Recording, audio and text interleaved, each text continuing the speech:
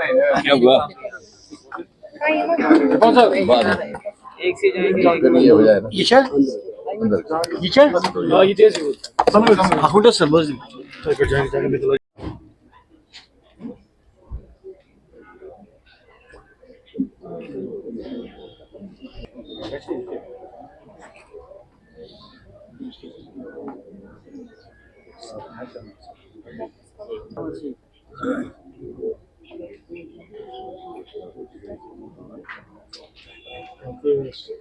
afraid of fielding candidates in all segments. There are two separate things. There are two separate things. Then you fielding candidates or number of the candidates fielded has no correlation with the existence of peace. Does that mean that there is no peace? Will that anybody deny? Statistics put forward not by me, by anybody else, even by you, show that the stone pelting is now 0%. Civilian killings have gone down to one single digit. How many candidates are fielded from which constituency or from which area, by which party, is a strategic decision of each of the party, not only BJP, even other parties. Then you can ask the National Conference why they are fielding candidates in some of the constituencies. So that's a political strategy adopted by each of the political parties depending upon their assessment and their study of the situation. See, but they have not left any seat uncontested. So you have left 8 seats back, 9 seats. No, that's not true. That may be a strategic move also. Dr. Saab, you were sloganeering for Abki Baar, Abki Baar, and you recounted lot of developments, changes in Naya Kashmir. So, how do you see Bharatiya Janata Party ground in Kashmir? You are also contesting on one of the significant Malchuk seats. So, do you think people vote for whatever you recounted? There is a militancy has gone. Before I answer that, I'll try to put across to you. You tell me, is there no development? Your Jahangir Chowk flyover was lying stagnant for decades together, is not now been revived. Is there not ring road in progress? Is there not aims there? Who can deny? I said it's an evidence based. You don't have to trust what I say.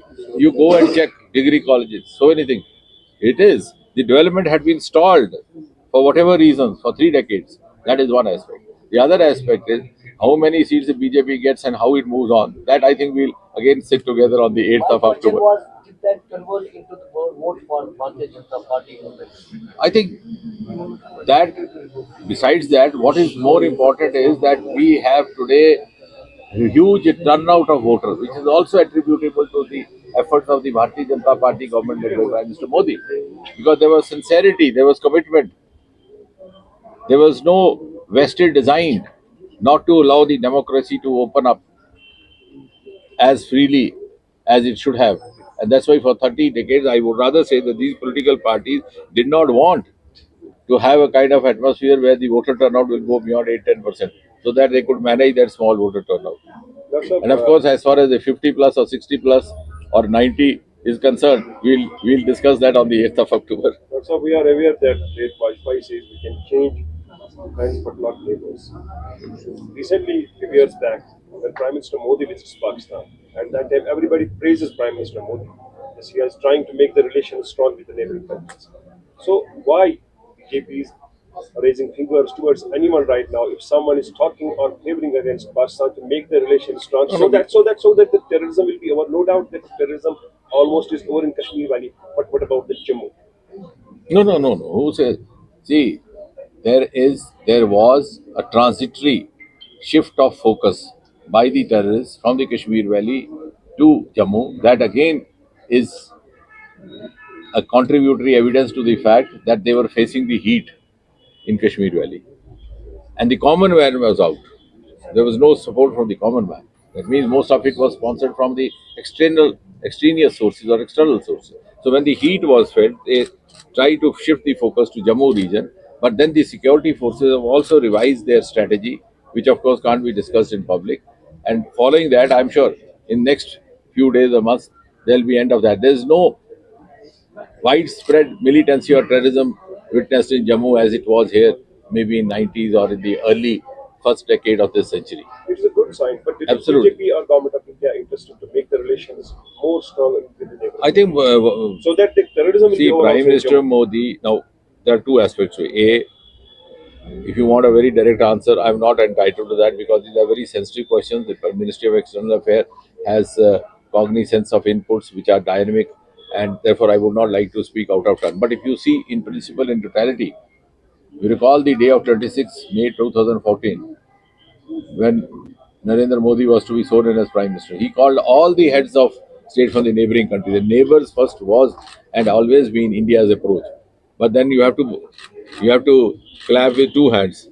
You can't shake hands with a clenched fist. So I don't. And India has, and Prime Minister Modi has never been averse to having good relations. But the strategically, how much to move forward and what are the responses? I think the concerned agency, the Ministry of External Affairs, they take a call accordingly, depending upon the inputs from time to time. One and last, how much this alliance between National Conference and Congress will impact on the BJP in Jammu and Kashmir ahead of the I don't think so much because, as I said, I'm not. Whenever I've been talking to media, and you have been associated with us almost 2 decades. I never spoke against any individual all my life. I don't make individual. Secondly, I would not speak without evidence. Now, if the evidence is that in the media it sounds very glorious, New Alliance, India Alliance, but if you see otherwise, it has existed there for almost 15 years. The name changes. Sometimes it is called UP Alliance, sometimes it is called Gupkar Alliance, sometimes it is called Congress NC Alliance. Now, for example, even in Lok Sabha in 2014, take my own case, I had a single candidate against me, put up by Congress, National Conference, and PDP, all the three. The name of the alliance that time was different. Huh? Farooq Abdullah is saying this is the answer for Then, those who then in 2019, again we had a single candidate, but the name was UP Alliance. This time again we had a single candidate, but the name is India Alliance. In other words, what happens is they choose a name. When the name doesn't sell in the market, they do a repackaging. But the product is the same.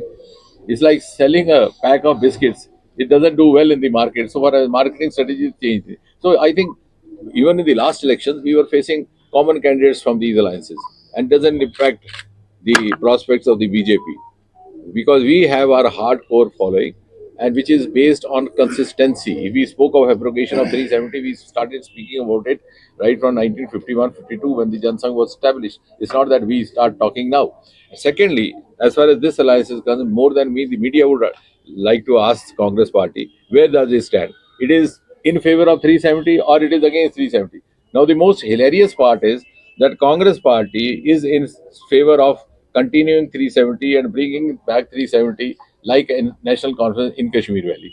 But when it goes to Jammu, it is in favor of abrogation of Article 3. So it is neither here nor there. As I said, in the last 2 decades or 3 decades earlier, you could have three statements for three regions: Jammu, Kashmir, and Delhi. Now it's no longer so. And that's why they are quiet. They are neither here nor there. But early in the morning, Farooq Abdullah saying that this is the answer for those people who are calling Khalistani or Pakistani, and this alliance is very important for the strength of the nation.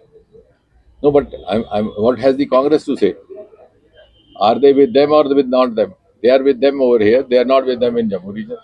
They are for 370 in Kashmir against 370 in Jammu. So this is and I think it's not difficult for any common thinker or even common voter to understand the fragility or the hypocrisy of this alliance. Thank you very much. Thank you, sir.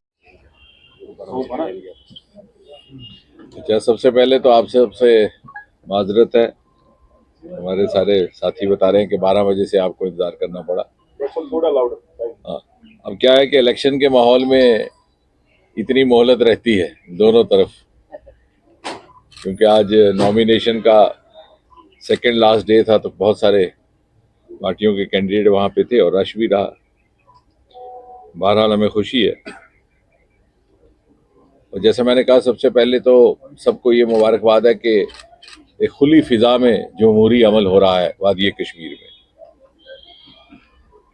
25-30 बरस जो हमने मंजर देखा कि जो ही election या voting का ऐलान होता तो दूसरी तरफ से हड़ताल का आह्वान हो जाता, कॉल होती और यहाँ पर दुकानें बंद हो जाती। इस बार जमहूरी अमल क्या है उसका एहसास लोगों को पहली बार हुआ, और मुझे लगता है कि इसके लिए हमें वज़ीर आज़म नरेंद्र मोदी जी का भी शुक्रिया अदा करना। इस तरह का माहौल, इस तरह का वातावरण उन्होंने हमें मुहैया करवाया, आपने देखा डीडीसी की इलेक्शन में भी 70-80% तक वोटिंग हुई है, और अभी हाल ही में हुए पार्लियामेंट के इलेक्शन में जो नेशनल एवरेज थी लगभग उसी के मुकाबले में 60% के इर्द गिर्द।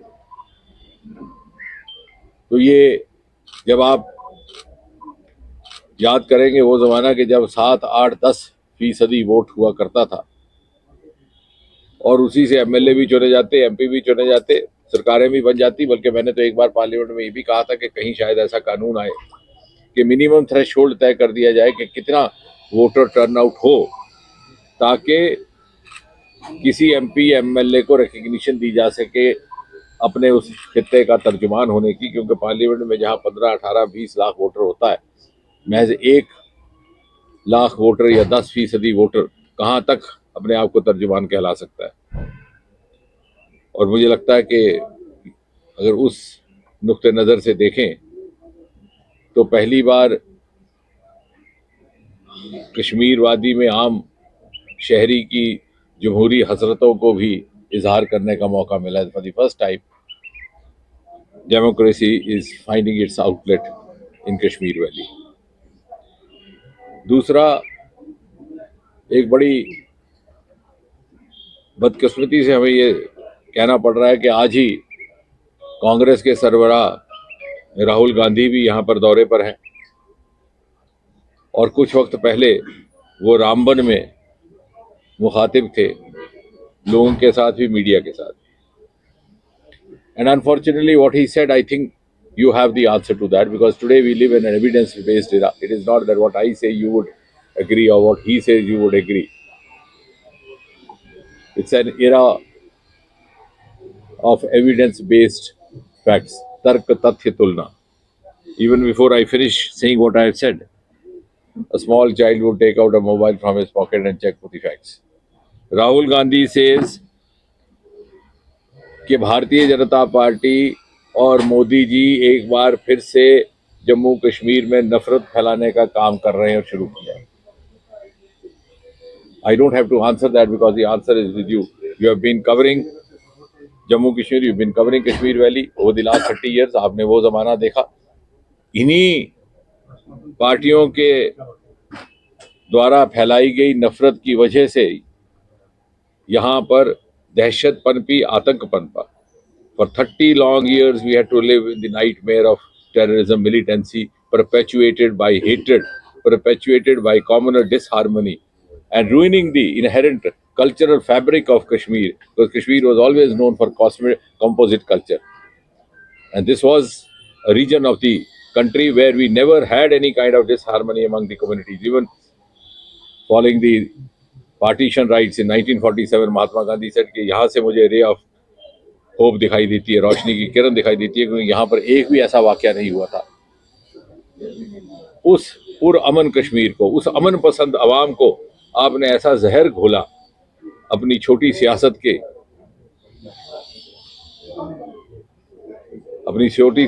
खातिर। And then you also did not hesitate joining hands with the perpetrators from across Pakistan, and you ruined in the process 3 generations of Kashmiris over the last 3 decades. And जब इतनी मेहनत के बाद, इतनी मुशक्कत के बाद, after a lot of effort, after a lot of sincere endeavor, Prime Minister Modi has been able to restore that normalcy when you can, with liberty, move around in Lal Chowk whenever you want to have an ice cream. Or in the evening, if you have the mood, you can go to Adus for a kebab. ये माहौल, ये मोदी जी की then है। जब आपकी सरकार थी मरकज में, जब आपकी सरकार थी रियासत में, आप जरूरत नहीं करते थे अपने बंद कमरे से बाहर निकलने का। आप ही की सरकार मजबूर रखी थी कि आप बाहर नहीं जा सकते थे। आज मोदी जी की सरकार के चलते आपको इस तरह की आज़ादी है कि आप खुली फिजा में घूम सके।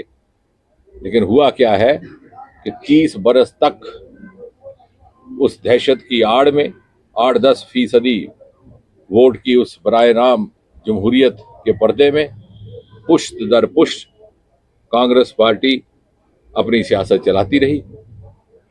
And when that myth has exploded, they are actually looking for it to be restored again. They want to push back Jammu Kashmir, particularly Kashmir Valley, into the same turmoil out of which Prime Minister Modi has pulled it out with tremendous effort. And I'm sure the common man walking in the streets of Srinagar will never allow that. This is a land of aspiration. Our youth is highly aspirational. He does not wish to miss the bus. Today, India is the fifth economy in the world. We are the third startup system in the world. We have risen in the global innovation index from 81 to 40. We are becoming the most favorite destination in the world, both for entrepreneurship, both for employment.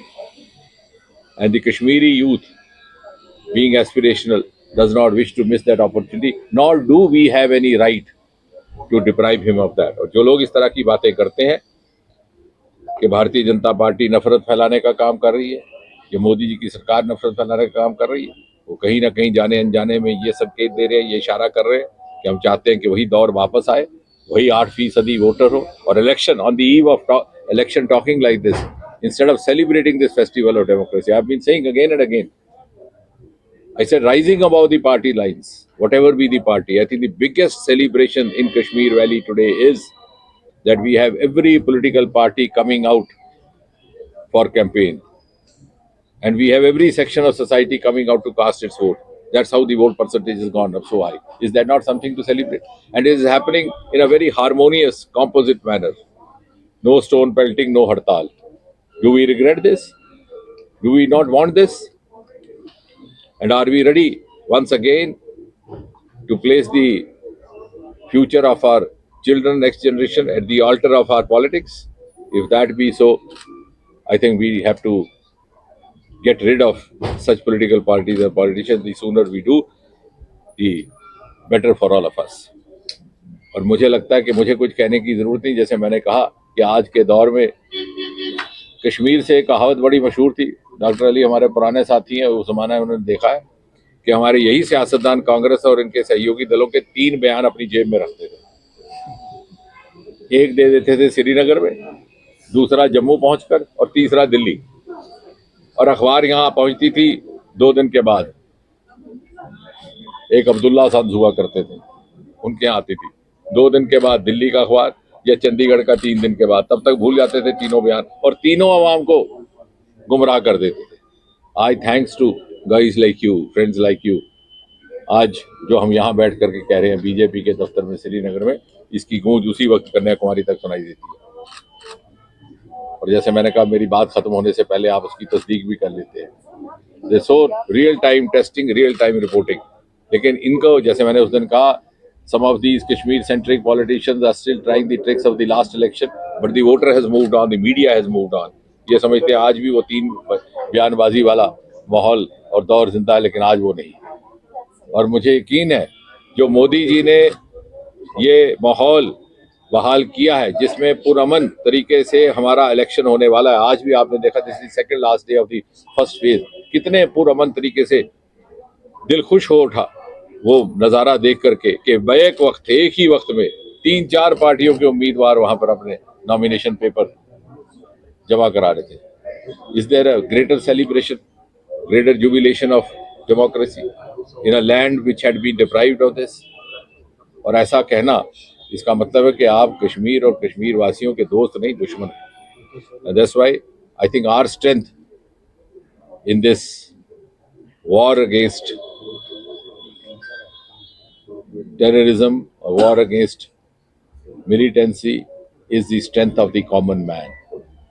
Kashmir का आम इंसान हमेशा चाहता था to move on in the journey led by Modi, लेकिन एक खौफ का पर्दा उसे रोके रखा था. जब वो पर्दा हट गया तो देखिए कितनी तादाद में वो सामने आया. वो कहता है, देख तो सही कैसे हसरत से तुझे देखते. ये आवाज़. सर, जो फर्स्ट फेज है कश्मीर में 16 सीट्स पे इलेक्शन लिए जा रहे हैं, लेकिन बीजेपी ने सिर्फ 7 कैंडिडेट्स फील्ड किए. तो आप कह रहे हैं कि पीस रेस्टोर हुआ है,